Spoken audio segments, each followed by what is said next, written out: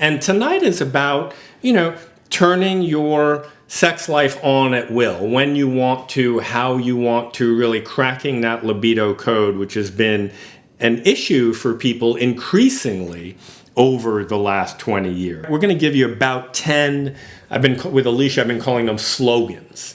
Okay? So write them down as we put them on the screen. The first one is basically you need to activate your sex drive. So write that down.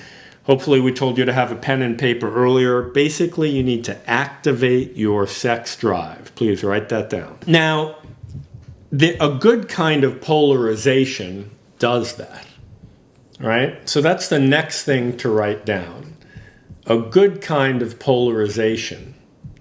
We're all familiar with a bad kind of polarization, right? Like you only have to look at politics or the world or people fighting, but there's actually a good kind of polarization. It's kind of like a battery, right? A battery, energy moves through a battery because you have a positive pole and a negative pole. And masculine and feminine is like that. Right? Masculine, feminine, there's a positive and a negative, right? It doesn't have to be positive and negative, right? But there's difference. There's difference between Alicia and myself, and that creates a flow and an energy. It can be two men. It can be two women. Big issue for people nowadays because they don't want to have the bad kind of polarization like, in Norman Rockwell times, right? Alicia shared about that, like, woman is like this. Man is like this, must be this way. You don't want to have that.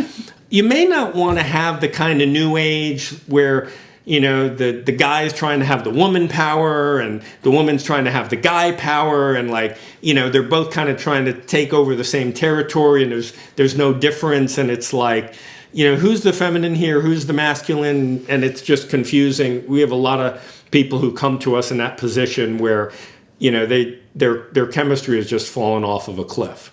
Self-development, dealing with your issues, with your stuff, makes you more attractive, and it makes you more attracted.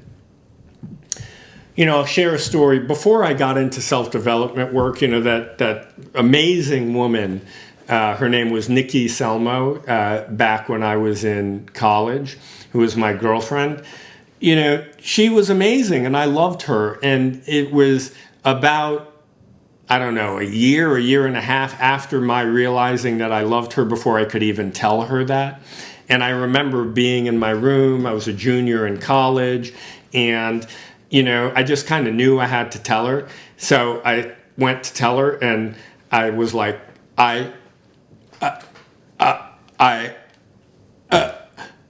all of a sudden I had a stutter because it was so hard to be vulnerable. It was so hard to go for it. It was so hard to put everything in, even though that's where I was at, right? So self-development has us get over our issues. For me, it was an issue about being vulnerable. For you, might be an issue about being vulnerable, might be an issue about, in relationships you're aggressive or your pattern in relationship is giving in and being codependent or capitulating. Or it could simply be that your pattern and your conditioning is what was modeled for you. Maybe your parents didn't get along super well, or maybe they did get along, but there wasn't chemistry at all. They were in opposite sides of the house most of the time. So bringing all of those things into your awareness is really good because we can't really help what happened in the past, but we can become aware of it now. Have a sexy lifestyle. Have a life that allows you to go for a walk on the beach or in a park. Well, and he went for this walk yesterday. It was in the middle of the day, maybe about 3 p.m. He's like, going for a walk. I had his shades on. I'm like, I bet he's going to the beach. And then he sends me like this beautiful text, like, it's beautiful here. You should come here. You should take a walk. And I could just feel this love through his text. And then he came in and I was sort of like in the house in my like sweater. You know how you're in the house all day and you're kind of cold? And he's like, Alicia. And he came into the house and he was so bright and full of love. And it was such a turn on. Tap into the vital life current, All right, we're going to talk about that. What is that? We've touched on that already tonight. We're going to get into it in depth in a minute, but write it down now. Tap into the vital life current with energy practices and sensual practices. Support your sex hormones. This is absolutely critical. Support your sex hormones. They're primarily estrogen and testosterone. There are some other ones, but those are the dominant ones. Touching practices get right to the point. Touching practices get right to the point. So please write this down. We're going to explain it in a minute. It's going to be essential for your exercise that you're going to do shortly. Now, touching practices are interesting. I'll give you an example here of touching practice. We do this every morning, right? Alicia puts her hand on my heart and my abdomen. And instead of trying to do talk therapy to kind of get into our bodies and turned on, we just do it directly.